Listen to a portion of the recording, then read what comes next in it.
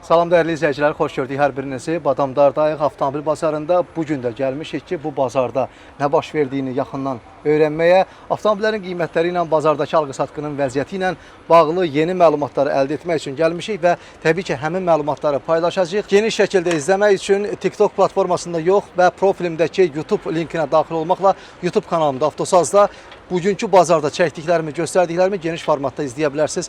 Hələlik biz getdik bazarda maşınların qiymətləri ilə yaxından tanış olmağa və bir də bir neçə maşınları çəkib sizə həmin maşınları təqdim eləməyə.